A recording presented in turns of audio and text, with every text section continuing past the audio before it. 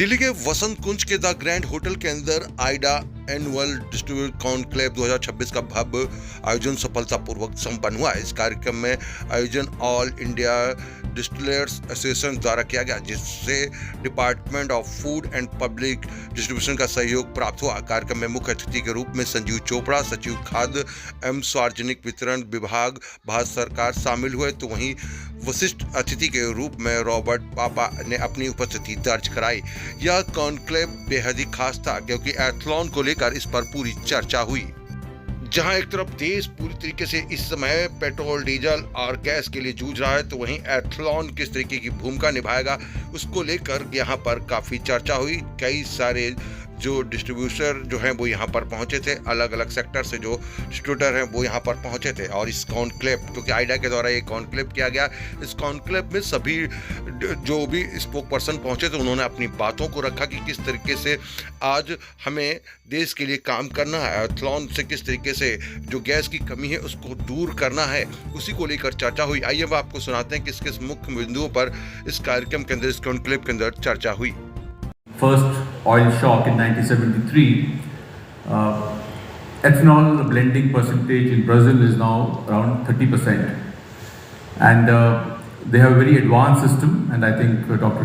Robert Papa explained in his address, plus those of us who've been to Brazil know what an advanced system of fuel dispensation at the pump level of E100 and the other variant of E30 that is being dispensed, how they are using price differential to incentivize the use of E100. So I think that is known to all of us. I don't need to repeat that for an audience of this kind. While we were sitting, Mr. Vijender Singh was telling me that there is no better movement than this to push for further reforms in our ethanol blending program, taking advantage of the fact that we have this oil crisis. The Brent crude, which was $60 to $70 approximately just 3 weeks back, has shot up by almost 40% in the meantime. So while what he is saying is right, this is an opportune moment. As they say, every challenge gives an opportunity, and this is an opportunity for us also to recalibrate and review our ethanol blending program. So before we do that, I think it will be opportune to just take stock of what has happened, because what we have achieved in our country, a country of the size of India, is not a mean achievement.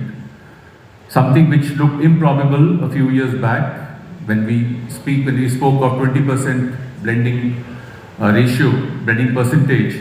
As recent as 2021-22, there were many skeptics who felt that it is not possible, it is not achievable, because it requires a huge upgrade in our supply chain infrastructure. However, the facts are for us to see. The blending percentage, which was just 1.5% in 2013, is now 20%. The crude oil imports that have been substituted, about 277 lakh metric tons from 2014 to 2025 December, with savings of more than 1.63 lakh crores of foreign exchange. So this has happened because of favorable government policies, but also let me give the credit where it is due, because of the industry also being very receptive, taking the policy cues and ramping up the production capacity, which has gone up from about 420 crore liters in 2013-14 to about 2,000 crore liters now. In the past 3 years itself, it has gone up by almost 350 crore liters. So this is, 650 crore liters.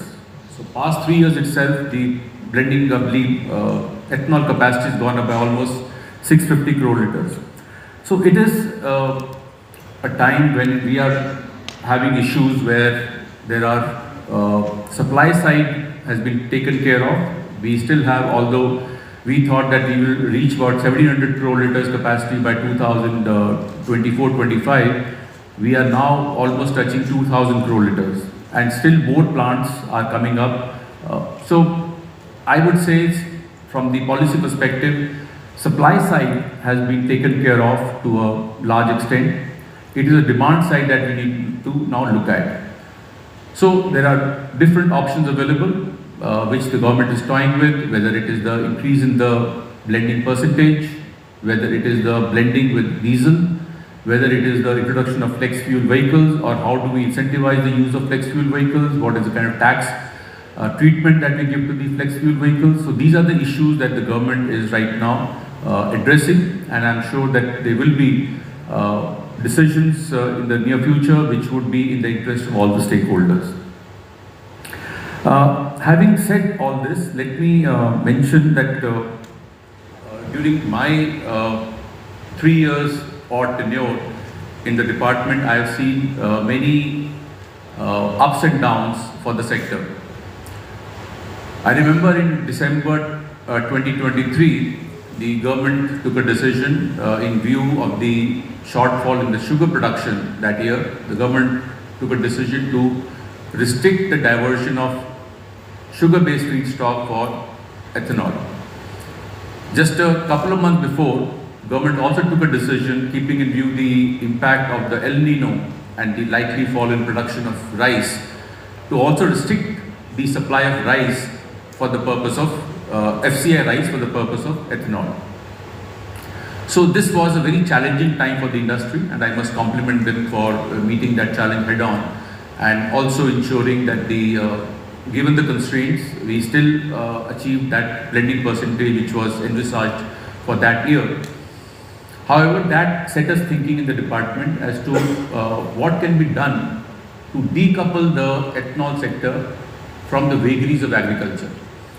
So one thing which has been done recently, and it is heartening that almost close to 40% of the total ethanol that has been supplied in this ethanol supply year has come from the grain-based, from maize. So while the government is promoting maize, bonus or a kind of top-up is also being given, and the maize rate is fairly attractive for those who are using maize for the purpose of generating ethanol. However, we have been thinking as to how, to the extent we can de-risk this entire thing so that there is a greater certainty from the supply side.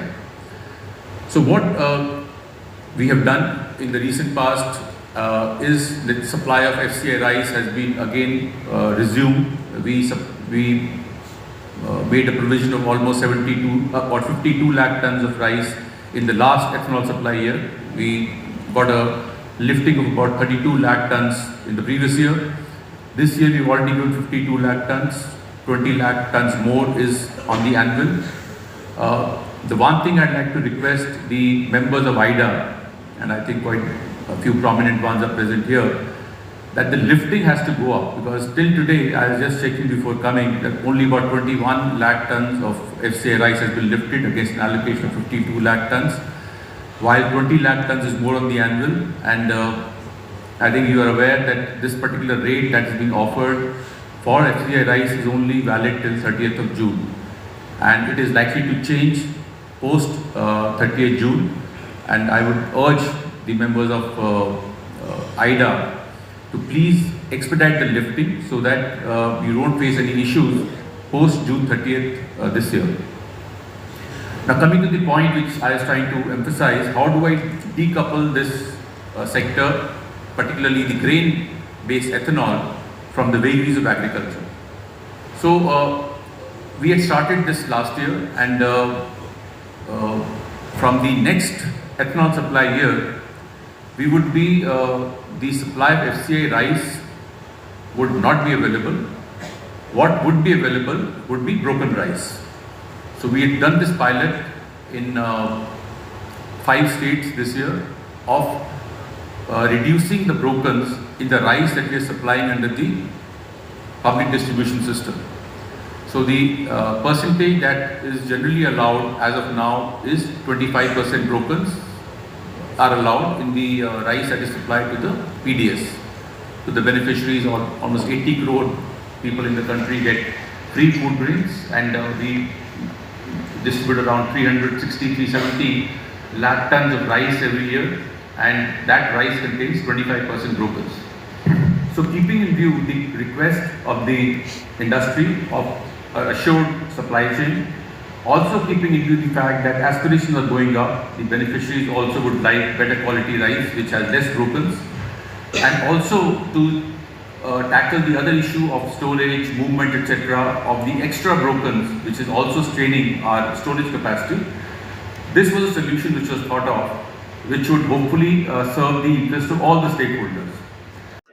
जी हाँ ma'am पूछो हो तो गया यार So what is the highlight of the day? What is the major takeaways of today's event? See, takeaway of the day has been that the ethanol capacity has really kept pace with the requirements of the oil sector. We have already achieved the 20% blending, and now the supply side constraints are no longer there.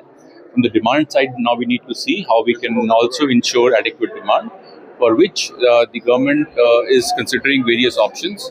It could be the blending percentage, it could be the blending with the diesel, or it could be the flex fuel vehicles. All these are options available for the government, and a call will be taken in due course. So the efforts are being made to convert ethanol into the substitute of LPG. So what's the development in that part?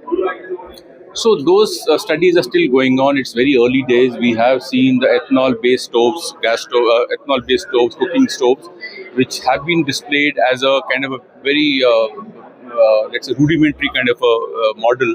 In case we have to ramp it up, then we need to ensure that the safety is assured, the availability is assured. So for that, in fact, I was requesting the President Aida that we can probably do an experiment in the vicinity of the distilleries, whereby the supply chain can be better and more easily established.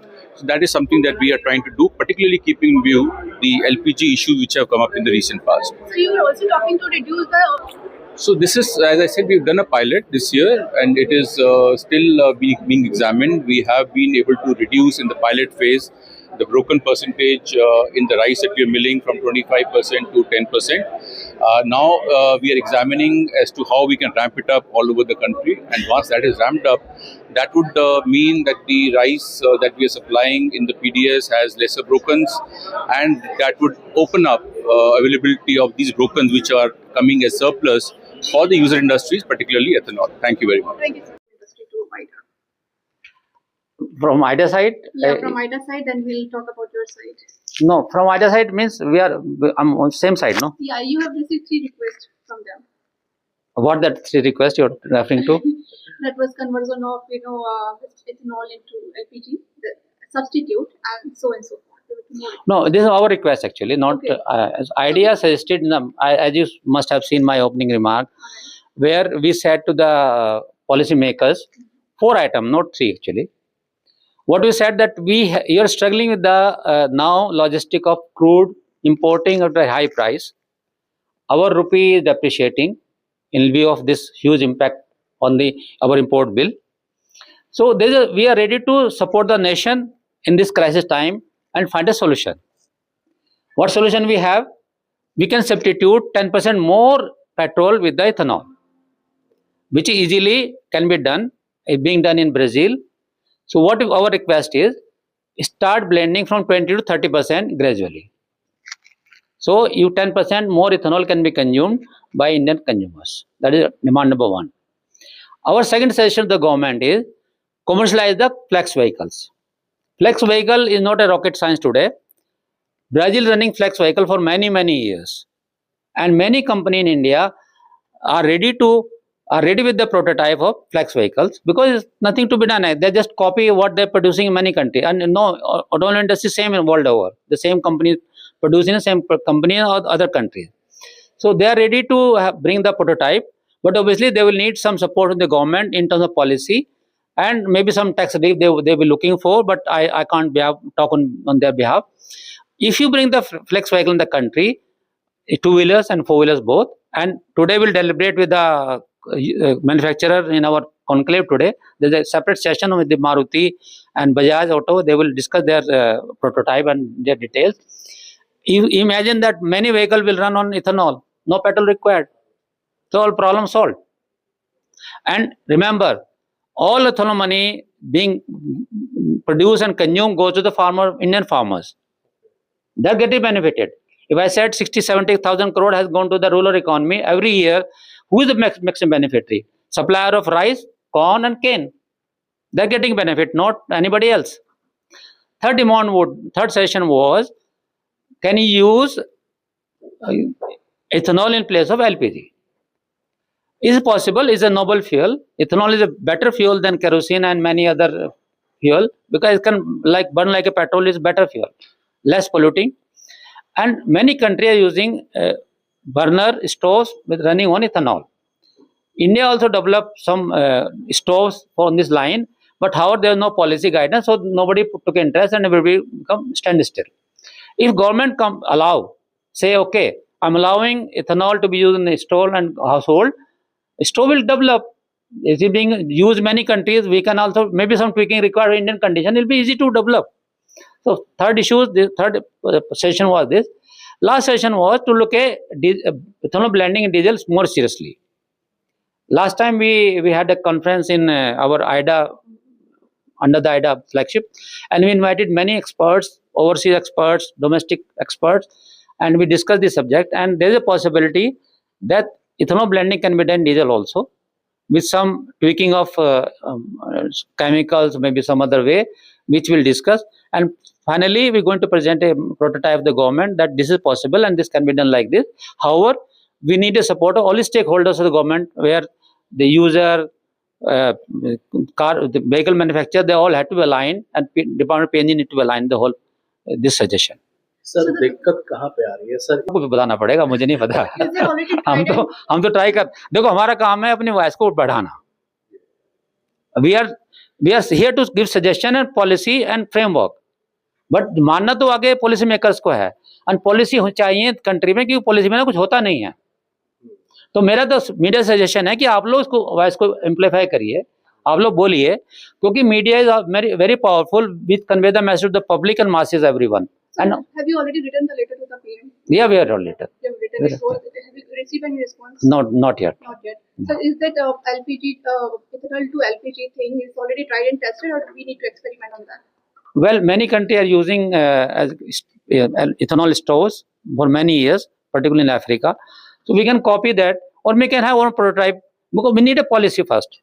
So how much time would it take for the commercial rollout of this LPG thing? Stove making is not a big science. It could maybe 2-3 months. It can be done, and distribution network, the government may allow the way they want. This depend upon the government policy. They may allow, like, you can go and just buy it out and use it like you buy many items, or maybe they have restrictions they want to develop, but policy need to be done first. Thank you for talking. Sir, Aida की conclave में आज जितने भी industries के लोग आए थे, ethanol को लेकर बात हुई, और जिस तरीके से देश इस समय अभी क्राइसिस से जूझ रहा है, गैस की कमियां अभी से चालू होगी, किस तरीके से देखते हैं इस कॉन्क्लेव को, एथनॉल पर जो चर्चा हुई? नमस्कार। देखिए, आज हमारी कॉन्क्लेव जो है वो ऑल इंडिया डिस्टिलर्स एसोसिएशन की है, जिसमें सारे तरह के मेंबर्स हैं, जो शुगर वाले भी है, ग्रेन वाले भी है, और ओवरऑल डिस्टिलरी नेशन वाइड इसमें रिप्रेजेंटेड है। आज हमारा जो इंडस्ट्री है और हमारा देश है बड़ा स्ट्रेटेजिकली प्लेस्ड है। पिछले 5 सालों में हमने देखा कि जो इंडस्ट्री की प्रोडक्शन कैपेसिटी है वो 400 करोड़ लीटर से 2000 करोड़ लीटर पर साल की बन चुकी है। इसमें पिछले 5 सालों में बहुत डायरेक्ट फार्मर बेनिफिट भी हुआ है। जो मक्का उगाता था फार्मर, उनके जो मक्के के प्राइस 12 रुपए से 25 रुपए तक भी गए हैं, 26 रुपए तक भी गए हैं।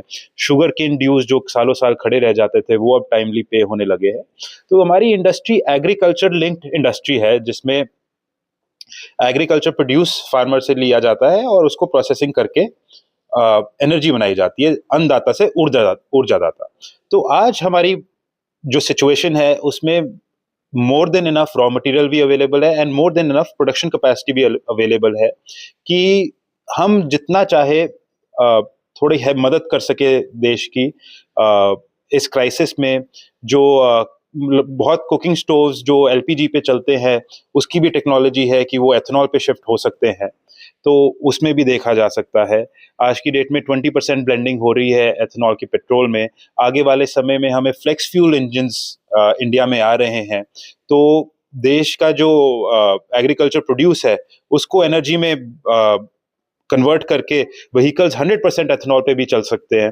तो ये एक बहुत बड़ा अपॉर्चुनिटी है देश के लिए, क्योंकि इस क्राइसिस से ये तो समझ आ गया कि एनर्जी सिक्योरिटी बहुत ज़रूरी है एंड वर्ल्ड में अनसर्टेनिटी विद टाइम बढ़े जा रही है, और अपना जो प्रोड्यूस है खुद यूज करे, उससे एनर्जी बनाए, तो इससे बेटर पॉलिसी मेरे हिसाब से कोई हो नहीं सकती। एथनॉल स्टोव की बात करी गई कि यहाँ से एक्सपोर्ट हो रहा है, अब इंडिया से बाहर जा रहा है, बट इंडिया में इसका इस्तेमाल क्यों नहीं हो पा रहा है? देखिए, अभी तक माना जाता था कि जो एलपीजी की सप्लाई है वो बड़ी स्टेबल है और अच्छे दामों पे है। कतर से सप्लाईज आती थी, आज तक कोई ज्यादा तकलीफ नहीं आई, बट जैसे हम देखते जा रहे हैं वर्ल्ड में अनसर्टेनिटी बढ़े जा रही है। और पहले इंडिया में एथनॉल की कैपेसिटी भी इतनी नहीं होती थी जितनी अब है। पहले एथनॉल की किल्लत थी, अब एथनॉल सरप्लस है। तो इसके चलते पहले हमने इस पे इतना फोकस नहीं करा, बट जैसे हम देख रहे हैं कि एथनॉल की प्रोडक्शन भी बढ़ी है, एग्रीकल्चर प्रोड्यूस भी है, वर्ल्ड में अनसर्टेनिटी भी है, तो क्यों ना कुछ पोर्शन इसका एथनॉल पे कन्वर्ट करा जाए, जिसकी टेक्नोलॉजी रेडिली अवेलेबल है।